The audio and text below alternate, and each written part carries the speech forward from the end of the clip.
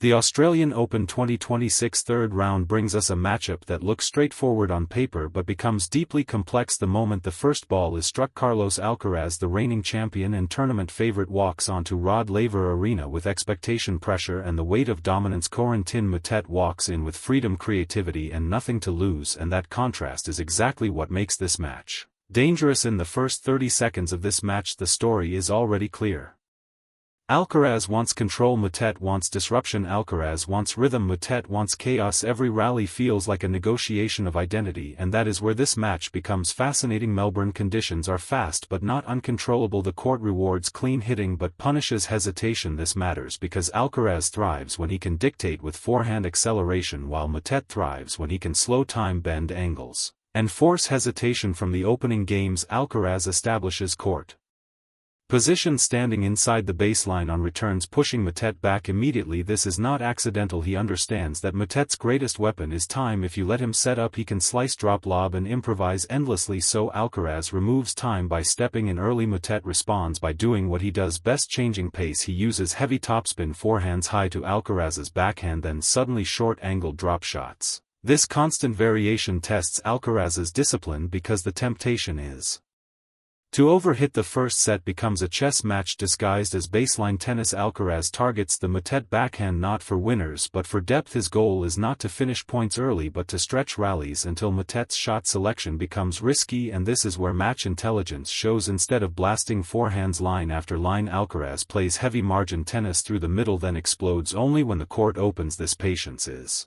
maturity. This is not the teenage Alcaraz of fearless chaos. This is a Grand Slam champion who understands percentage tennis. Moutet has moments of brilliance: a no-look drop shot, a forehand pass from outside the doubles alley, a sudden serve and volley. These moments ignite the crowd and disrupt rhythm, but they also come at a cost. Each low percentage play increases mental load. By the middle of the first set, Alcaraz changes return strategy. He stops aiming deep cross-court and starts blocking returns low through the center. This neutral return removes angles and forces Moutet to generate pace himself. This subtle adjustment flips momentum. The serve patterns also tell a story. Alcaraz uses wide serves on the deuce court to pull Moutet off the court, then attacks the open space with a forehand. This is basic geometry executed at elite speed, and it works repeatedly. The first set closes with Alcaraz breaking serve not through power but through patience. He wins the longest rally of the set by refusing to end the point prematurely, forcing Moutet into a rushed backhand error. That rally is the blueprint for the match. In the second set, Moutet increases aggression. He steps inside the baseline, takes returns early and looks to shorten points. This is a necessary adjustment but also a dangerous one because it plays into Alcaraz's athleticism. Alcaraz responds by improving his first serve percentage. He knows that free points matter against a player who feeds on rhythm. The serve becomes less about speed and more about placement. Body serves jam the left hander, wide serves open the court. One of the key tactical moments comes when Alcaraz starts using drop shots not as highlights but as counters. He waits until Moutet retreats deep, then brings him forward. This forces Moutet to defend instead of create, and that changes everything. Footwork becomes decisive. Alcaraz's ability to recover after each shot keeps rallies neutral longer than Moutet wants. Over time, this physical pressure accumulates. There is a psychological layer here too. Moutet thrives on emotional energy, crowd interaction and unpredictability. Alcaraz stays calm between points, controlled breathing, eyes locked forward. This emotional contrast slowly tilts the match. My opinion is that this match shows Alcaraz's greatest evolution, not his power but his patience. As the match progresses, Alcaraz begins to read patterns. He anticipates the drop shot. He positions himself one step closer. He turns defense into offense in a single movement. This anticipation removes surprise, and once surprise is gone, Moutet loses his greatest advantage.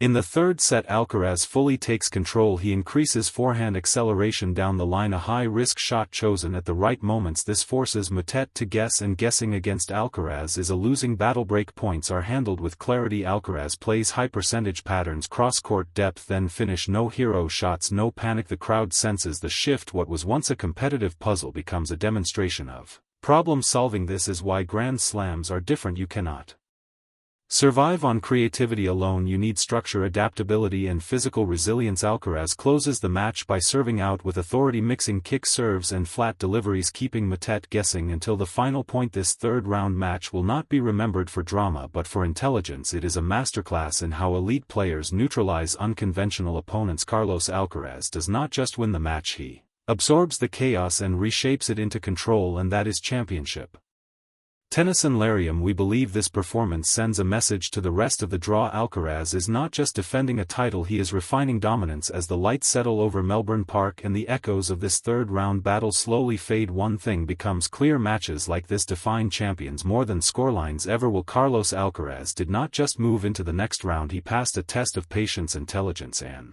adaptability that many players struggle to solve at a Grand Slam. This was not a match about overpowering an opponent, it was about understanding the problem in front of you, adjusting in real time and trusting the work built long before the tournament began. Alcaraz showed that greatness is not always loud, sometimes it is quiet control, measured decisions and the ability to stay calm when chaos tries to pull you off course. Corentin Moutet deserves credit for forcing that examination. His creativity, his courage to play without fear and his refusal to follow predictable patterns made this match valuable, not just entertaining. He asked real questions and Carlos Alcaraz found real answers. That is what separates contenders from champions. As this Australian Open continues, remember matches like this when the pressure rises deeper in the draw, because titles are not won only with winners and highlight shots, they are won through discipline, through understanding moments and through respect for the opponent across the net. Here at Lareum we do not just follow results, we break down the journey, the decisions and the thinking that shapes elite tennis. If you love the game beyond the surface, if you enjoy understanding why rallies turn and how momentum shifts, then you are in the right place. Stay with us as the Australian Open 2026 unfolds, because every round carries its own lessons, every match tells a deeper story, and the road to the trophy is built point by point, choice by choice. Thank you for watching, thank you for thinking tennis with us, and we will see you in the next breakdown right here on Lareum.